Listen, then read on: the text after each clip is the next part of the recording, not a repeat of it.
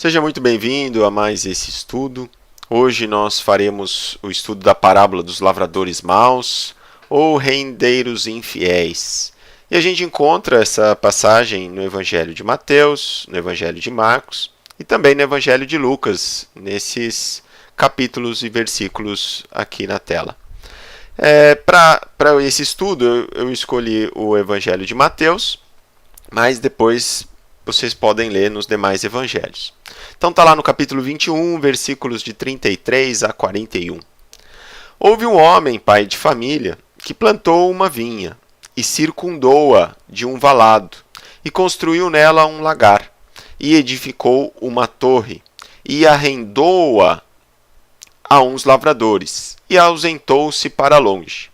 E chegando o tempo dos frutos, enviou os seus servos aos lavradores para receber os seus frutos.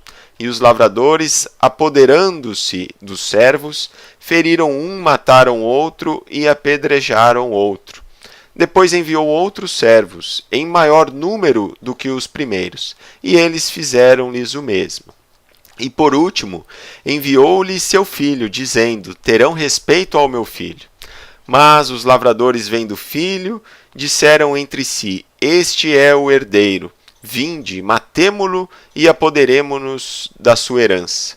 E lançando mão dele, o arrastaram para fora da vinha e o mataram. Quando, pois, vier o senhor da vinha, que fará aqueles lavradores? Dizem-lhe eles: dará afrontosa morte aos maus, e arredará a vinha aos outros lavradores, que ao seu tempo lhe deem os frutos.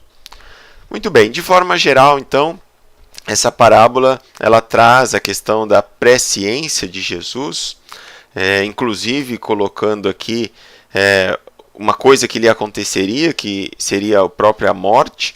Fala ali, o próprio filho também foi assassinado, e traz aqui um alerta, uma sentença a essas pessoas que arrendaram a vinha e fizeram mau uso dessa vinha. Não cumpriram com o objetivo e com o contrato que fora feito de enviar os frutos ao dono da vinha. De forma geral, aqui só para a gente poder entender algumas palavras: vinha é o local que se planta uvas para a produção das frutas ou do vinho. Ele fala também na parábola que havia um valado. Eu acredito que seja isso aqui, Também em algumas traduções a gente vai encontrar essa palavra, que é uma cerca viva aí que circunda toda a vinha, trazendo uma maior proteção para a vinha. Lagar é um local em que é feita a maceração da uva, para que depois seja feita a fermentação e a produção do vinho. E a torre é uma edificação, provavelmente naquela época muito mais simples do que essa, em que dava também uma proteção para a vinha e poderia ser utilizada aí para diversos fins dentro da vinha. Bom, eu vou trazer aqui uma possível interpretação dessa parábola. A gente encontra diferentes interpretações, como qualquer outra parábola. O que é mais comum nas interpretações é a questão dos servos que foram enviados. Então, a gente sabe disso. No Antigo Testamento, várias pessoas foram assassinadas. Aqui eu coloquei alguns exemplos: Elias, Eliseu, Daniel, que na realidade tentaram, colocaram ele junto com os leões, mas essa é uma história bem interessante. Ele não morreu nessa ocasião. O próprio Moisés também foi perseguido. Então, de tempos em tempos, Deus manda servos, e muitas vezes nós na história matamos, assassinamos esses servos que foram enviados com um objetivo que nós vamos falar daqui a pouco. Na época de Jesus também nós temos João Batista, que foi assassinado por Herodes.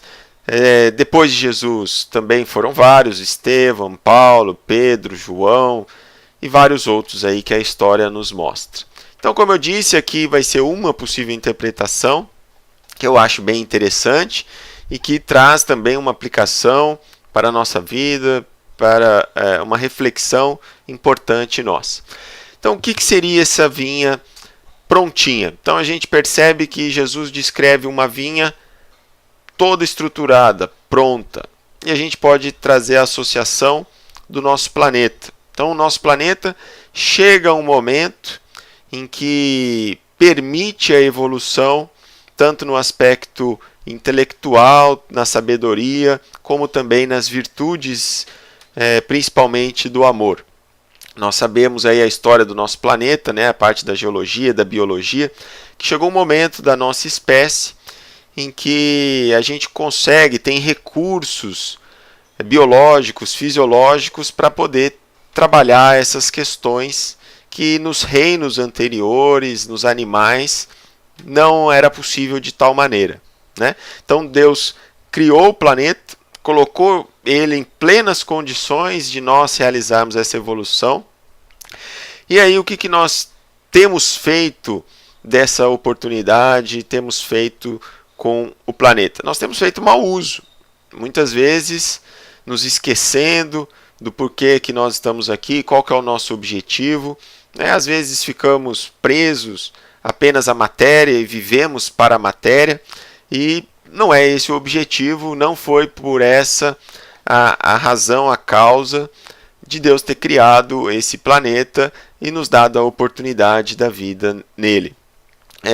Deus é espírito, então ele manda aqui na matéria os seus servos, né? Inclusive mandou Jesus, o próprio Filho, e mesmo assim a gente não tem aceitado esses ensinamentos e muitas vezes esses servos foram assassinados. Então, essa é uma possível aplicação que nos traz uma questão, né? O que nós estamos fazendo da vinha? O que nós estamos fazendo da vida, do nosso corpo, das nossas potencialidades, das nossas possíveis virtudes? Então é um questionamento importante.